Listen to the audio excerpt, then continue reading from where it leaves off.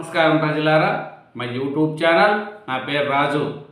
ఈరోజు ఈనాడు, ఆంధ్రజ్యోతి, సాక్షి, నమస్తే తెలంగాణ 4 దినపత్రికలు ఆంధ్రప్రదేశ్, తెలంగాణ 2 తెలుగు రాష్ట్రాల్లోని వార్తలను చూద్దాం. చూసే ముందు నా ఛానల్ను ఎవరైనా సబ్స్క్రైబ్ చేయని వాళ్ళు ఉంటే ఒక సబ్స్క్రైబ్ చేసుకోండి.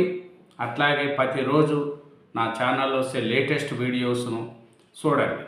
ముందుగా ఆంధ్రజ్యోతి. ఆంధ్రప్రదేశ్ బీహార్ తీర్పు నేడే, భారీ ఓటింగ్తో గెలుపుపై ఎవరి ధీమ వారేదే. ఎన్డీఏ వైపే ఎగ్జిట్ పోల్స్ మొగ్గు, విభేదిస్తున్న మహాగఠబంధన్, తమరే అధికారం అంటున్న ఆర్జేడీ. జూబ్లీహిల్స్ ఎమ్మెల్యే ఎవరు? మధ్యాహ్నం 12 గంటలకల్లా తుది ఫలితం. ఆరంభానికి ముందే అదిరింది. ఒకరోజు ముందుగానే 3,65,304 కోట్ల ఒప్పందాలు. సీఎం చంద్రబాబు సమక్షంలో సంతకాలు చేసిన 35 సంస్థలు. ప్రపంచ పెట్టుబడుల గమ్యస్థానం విశాఖ. అంచనాలకు మించి పెట్టుబడులు. చంద్రబాబు నెలాఖరుకు గూగుల్కు శంకుస్థాపన. త్వరలోనే టీసీఎస్ కాగ్నిజెంట్ కార్యకలాపాలు. ఏపీని కాలిఫోర్నియా ఆఫ్ ఈస్ట్గా తీర్చిదిద్దుతాం. లోకేష్. 32 కార్లు, 8 మానవ బాంబులు. దేశంలోని అతి భారీ విధ్వంసానికి గురువాదులు కుట్ర. ఈఈడీల తయారీకి 26 క్వింటాల ఎరువుల కొనుగోళ్లు. దేశంలో 8 చోట్ల ఏకకాలంలో దాడులకు ప్రణాళిక. 20 లక్షలు సేకరించి ఉమర్ నబీకి అందజేత. టర్కీలో ఉకాసా అనే వ్యక్తితో తరచూ సంభాషణ. అరెస్ట్ అయిన డాక్టర్లంతా ఆత్మహత్య బాంబర్లే. పాస్టర్ లాగితే ఉగ్ర కుట్రకు భగ్నం. పాస్టర్పై రాతల ఆధారంగా దర్యాప్తు. సీసీ కెమెరాల జల్లిడ. హర్యానా, యూపీ పోలీసుల సహాయంతో సోదాలు. కాశ్మీర్లో ఉగ్ర కుట్రల భగ్నంలో తెలుగు అధికారి కీలక పాత్ర. దేశమంతా మార్మోగుతున్న కర్నూలు వాసి చక్రవర్తి పేరు. పెట్టుబడులు పండగ. నేడు రేపు విశాఖలో పారిశ్రామిక భాగస్వామ్య సదస్సు. ఉపరాష్ట్రపతి చేతుల మీదుగా ప్రారంభం. గవర్నర్, సీఎం, కేంద్ర మంత్రులు, ప్రముఖ పారిశ్రామికవేత్తలు హాజరు. పూర్తయిన ఏర్పాట్లు. 8 హాళ్లు సిద్ధం. ప్రధాని వేదిక ముందే ఎంఏఓల వేడుక. రెవెన్యూ పవర్ 82,000 కోట్ల పెట్టుబడి. ఇందులో 22,000 కోట్ల పెట్టుబడికి గతంలోనే ఓకే. మరో 60,000 కోట్లు పెట్టేందుకు 4 ఒప్పందాలు. పెట్టుబడులన్నీ పునరావృత ఇంధన రంగంలోనే. గూగుల్ డేటా, విద్యుత్ అవసరాలు తీర్చేందుకు సిద్ధం.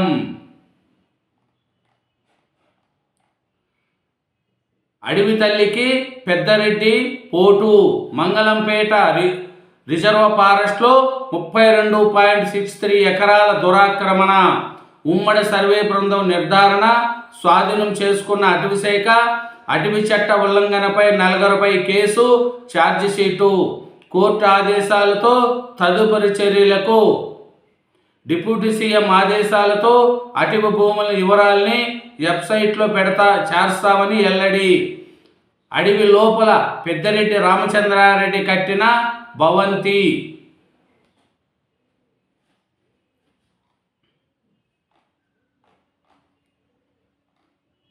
ఆంధ్రప్రదేశ్లో విశాఖలో పెట్టుబడుల పండగండి.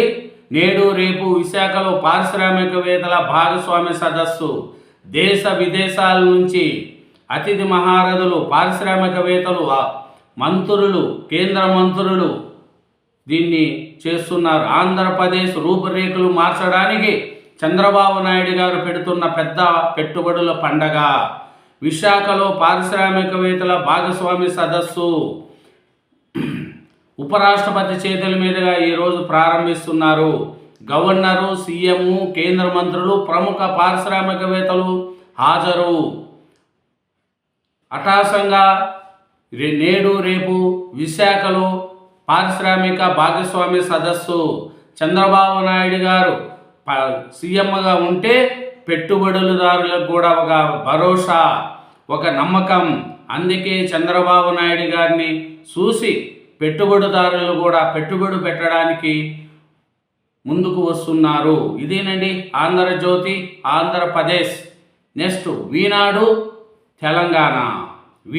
తెలంగాణ పేపర్ చూసే ముందు నా ఛానల్ను ఎవరైనా సబ్స్క్రైబ్ చేయకపోతే ఒక సబ్స్క్రైబ్ చేసుకోండి. Thank you. ఈనాడు తెలంగాణ పేపర్లోని మెయిన్ వార్తలు చూసుకుంటే 4 నగరాల్లో కారు స్విచ్కు కుట్ర, బాంబుల తయారీకి 26 లక్షల నగదు సేకరించిన నిందితులు, అమర్చేందుకు కార్లతో సహా 32 పాత వాహనాలు కొనుగోళ్లు, పేలిన కారును నడిపించింది ఉమరే, DNA పరీక్షల్లో నిర్ధారణ. తాజాగా ఓ ప్రొఫెసర్, మరో కార్డియాలజీ విద్యార్థి అరెస్ట్. అనుమానిత 3వ కారు ఫరీదాబాద్ యూనివర్సిటీలో లభ్యం. ఢిల్లీ పేలుడు క్షేత్రఘాతంలో మరొకరు మృతి. పెట్టుబడులకు ఫ్యూచర్ గ్యారంటీ. హైదరాబాద్ ఇప్పటికే జేసీసీలకు గమ్యస్థానంగా మారింది. అంతర్జాతీయ స్థాయి మౌలిక వసతులతో అలరాలుతుంది. మూసీ పునర్జీవన పూర్తయితే నైట్ ఎకనామీకి కొత్త పుంతలు. చైనా +1 మోడల్కు గ్లోబల్ సమాధానం తెలంగాణ. ప్రపంచ వ్యాపారవేత్తలకు ఇదే మా ఆహ్వానం.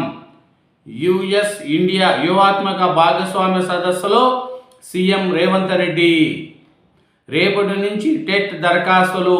జనవరి 3, 31 తేదీల మధ్య ఆన్లైన్ పరీక్షలు. 2025 రెండో విడత నోటిఫికేషన్ జారీ. ఇన్ సర్వీస్ టీచర్ల రాసేందుకు అనుమతిస్తూ సవరణ జీవో జారీ. తెలంగాణ రైజింగ్ గ్లోబల్ సమ్మిట్ 8, 9 తేదీల్లో ఫ్యూచర్ సిటీలో నిర్వహణకు సన్మానాలు. 9న దర్శనిక పత్రం విడుదల చేయనున్న సీఎం రేవంత్ రెడ్డి. తుదిరీపు ఇవ్వడంపై నేడు ఉన్నత స్థాయి సమావేశం. ఊరు దాటితేనే ఊపిరి. ఆ పల్లెల్లో ఫోన్ సిగ్నల్స్ ఉండవు. 108కి కాల్ చేయలేని దైన్యం. అత్యవసర సమయాల్లో పరుగులు తీయాల్సిందే. భద్రాద్రి, నాగర్ కర్నూలు, ములుగు, ఉమ్మడి ఆదిలాబాద్ జిల్లాల్లో దుస్థితి. చూడండి, తెలంగాణలో కొన్ని పట్టణాల్లో కావచ్చు, కొన్ని ఊళ్ళల్లో కావచ్చు, ఫోన్ సిగ్నల్స్ కూడా రావట్లేదంట. 108 కాల్ చేయాలంటే ఊరు బయటికి వెళ్ళాల్సిందే అంట సిగ్నల్ ప్రాంతానికి. ఇంత అభివృద్ధి చెందుతూ ఉన్నా కూడా ఇంకా మనం ఇంత ఆనరిక సమాజంలో ఉన్నాము అంటే అది ప్రభుత్వాలు ఏం చేస్తున్నాయనేది కూడా ఆలోచించుకోవాలా. ఊరు దాటితేనే ఊపిరి. భద్రాద్రి కావచ్చు, నాగర్ కర్నూలు, ములుగు, ఉమ్మడి ఆదిలాబాద్ జిల్లాల్లో దుస్థితి. 108 కాల్ చేయాలంటే కూడా ఫోన్ సిగ్నల్స్ రాకుండా ఉన్నాయంటే మరి చూడండి పరిస్థితి. ఇంకా చూసుకుంటే ముఖ్యంగా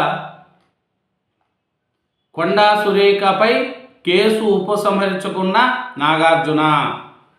కొండా సురేఖ గారు క్షమాపణ చెప్పడంతో నాగార్జున గారు కొండా సురేఖ గారి మీద కేసు ఉపసంహరించుకున్నారు.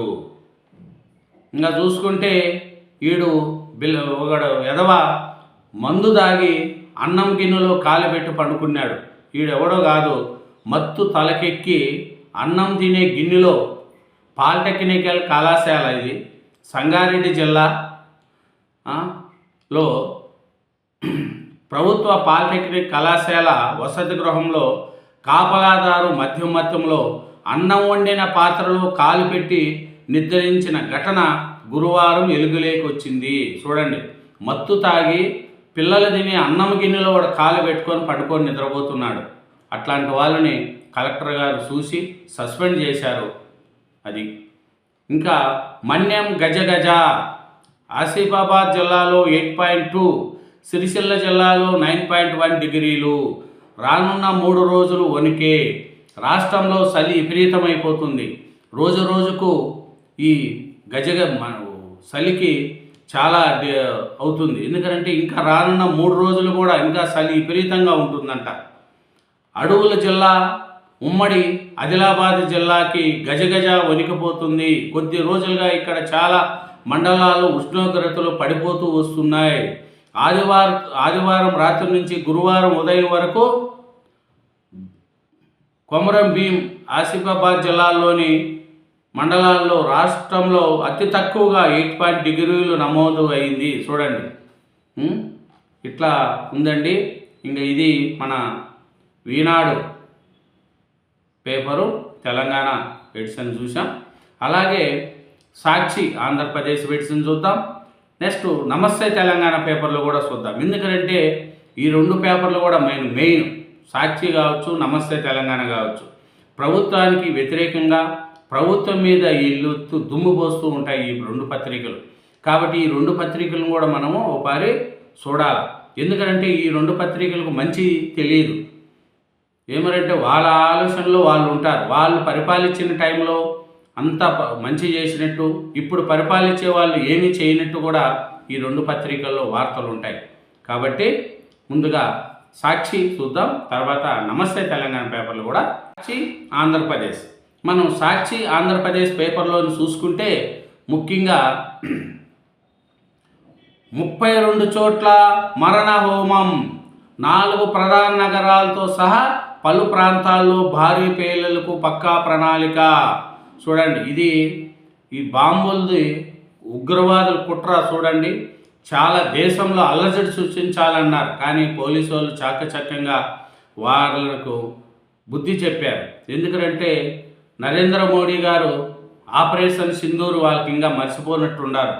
ఈసారి ఆపరేషన్ సింధూర్ చూపిస్తే వాళ్ళ పరిస్థితి ఇంకో విధంగా ఉంటుంది. ఎందుకంటే చూడండి, చాలా నగరాలలో కూడా ఈ భారీ పేలులకు పక్కా ప్రణాళిక చేశారంట ఈ ఉగ్రవాదులు. మళ్ళీ చూస్తే డాక్టర్లు ఉన్నారు, ప్రొఫెసర్లు ఉన్నారు, వాళ్ళకు పోయే కాలం ఎందుకు వచ్చిందో, ఎందుకు అట్లా పనులు చేస్తున్నారో వాళ్ళకే అర్థం కావట్లేదు. ఇచ్చట పాత ఒప్పందాలు మళ్ళీ కుదుర్చుకోబడును, పెట్టుబడులు కోతలు. 2023లో వైఎస్ జగన్ ప్రభుత్వంలోనే ABC, hero future energies, revenue power ఒప్పందాలు 97,500 కోట్ల పెట్టుబడికి నాడే ముందుకొచ్చిన రెన్యూ పవర్ అని రాశారండి. పాత ఒప్పందాలే మళ్ళీ చంద్రబాబు నాయుడు గారు చేసుకుంటున్నారు అని రాశారు. మళ్ళీ మీ ఒప్పందాలు చేసుకుంటే మీరు ఏం మటుకు ఉద్ధరించారు? 5 ఏళ్ళ నుండి ఎందుకు మళ్ళీ కంపెనీలను ముందుకు తీసుకెళ్ళలేదు చెప్పండి. చేస్తూ ఉంటే బురద చేయడం తప్ప ఈ సాక్షి పేపర్లో ఏదన్నా మెయిన్ వార్తలు రాస్తారా? ఎంతసేపు చంద్రబాబు నాయుడు అట్ట చేసినాడు, ఇట్ట చేసినాడు, అది చేసినాడనే రాస్తారే తప్ప మంచిని రాసేదానికి వీళ్ళకు బుద్ధి ఒప్పదు. పాత ఒప్పందాలే మళ్ళీ కుదుర్చుకోబడను అంటున్నారు. మీరు కుదుర్చుకున్న ఒప్పందాలు మళ్ళీ కంపెనీలు పెట్టుబడి పెట్టినాయా? కంపెనీలు వచ్చినాయా? ఎందుకు రాలేదు? అది కూడా ఆలోచించుకోండి. క్రెడిట్ చోరీలు మీకు మీరే సాటి, సీఎం చంద్రబాబుపై వైఎస్ జగన్ మండిపాటు. మా ఆయంలో కట్టిన ఇళ్లను మీరు కట్టినట్లు చెప్పుకుంటారా? 18 నెలల్లో ఒకరికి 1 సెంటు స్థలమైన ఇచ్చారా? ఒకరికి 1 ఇల్లు అయినా మంజూరు చేశారా?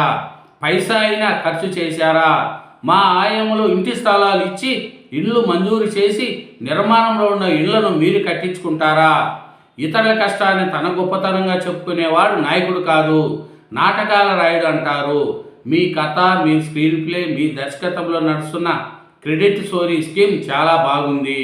మా ఆయంలో 71,800 ఎకరాలలో 31.19 లక్షల ఇల్లు పట్టాలు అక్క చెల్లెమ్మల పేరుతో రిజిస్ట్రేషన్.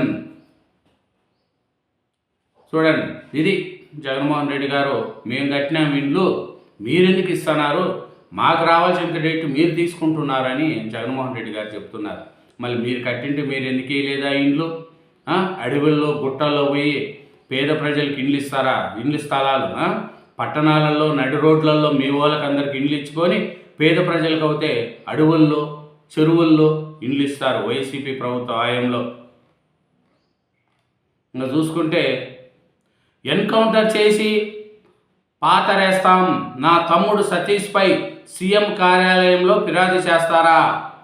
మాల లంజా కొడుకులారాన్ని దూషిస్తూ బెదిరించిన డిఐజీ కోయి ప్రవీణ్, డీజీపీ కార్యాలయంలో టీడీపీ దళిత నేత సుధా మాధవి ఫిర్యాదు. క్రెడిట్ స్టోరీలో చిక్కిన చిన్నబాబు పెద్దబాబు అని మీకు తప్ప మీకు డెవలప్మెంట్ లేదు జగన్మోహన్ రెడ్డి గారు. మీరు ఎలా సీఎం అయ్యారో ఏమో కానీ ప్రజలకు అర్థం కావట్లేదు. మీరు డెవలప్మెంట్ చేయరు, చేసే వాళ్ళను ప్రోత్సహించరు. రాజశేఖర రెడ్డి గారు ఉన్నప్పుడు చంద్రబాబు నాయుడు గారు చేసిన దాన్ని కొనసాగింపుతూ డెవలప్ చేశారు, మీరు ఉన్నదాన్ని కూల్చేశారు. అట్లాంటిది మీ క్యారెక్టర్. మీరు గురించి ప్రజలు చెప్తూ ఉంటే ప్రజలు కూడా నవ్వుకుంటారు.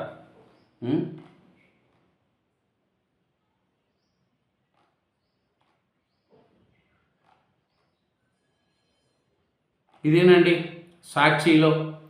ఎందుకంటే ఈరోజు బాలల దినోత్సవం సందర్భం అండి. కాబట్టి నెహ్రూ గారు ఆయన గుర్తింపుగా బాలల దినోత్సవం ఈరోజు.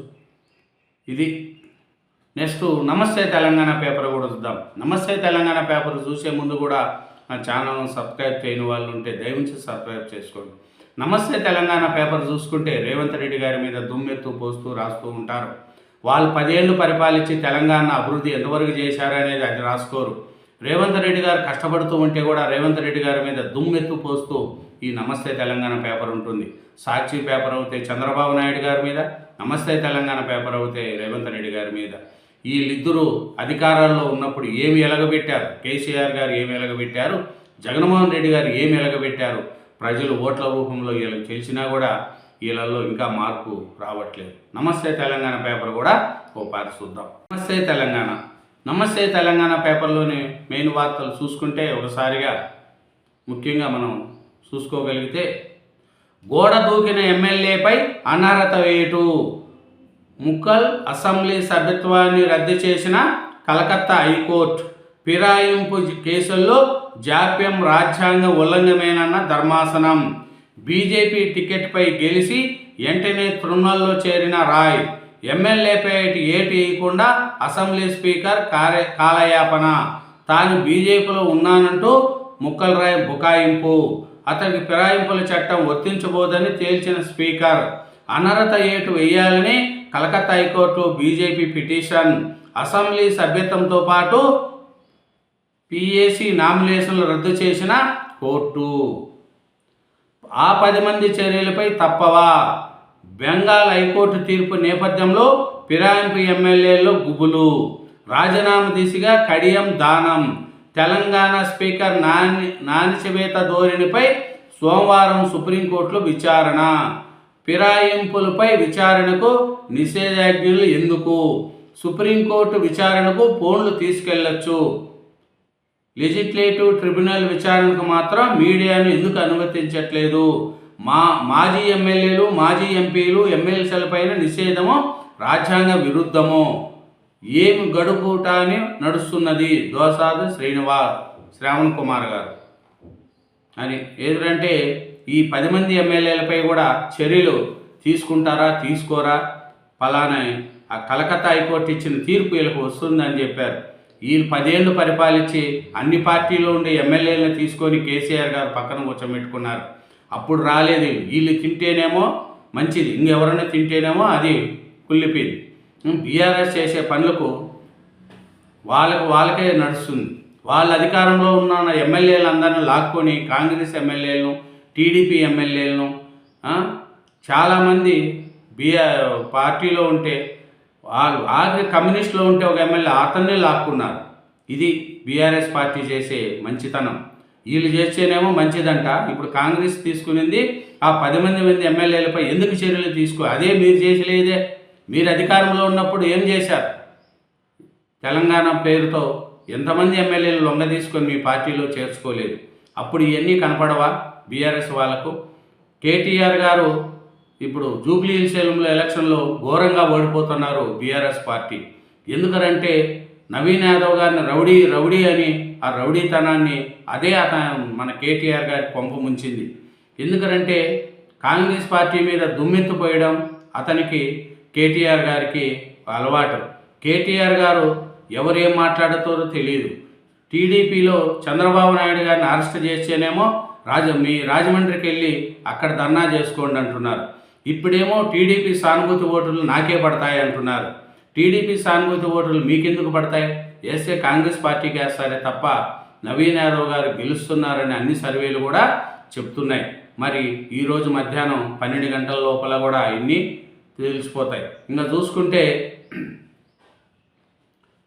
సహచర టీచర్లే పర్యవేక్షకులు, ముఖ్యమంత్రి ఆధీనంలోని విద్యాశాఖ వింత నిర్ణయం.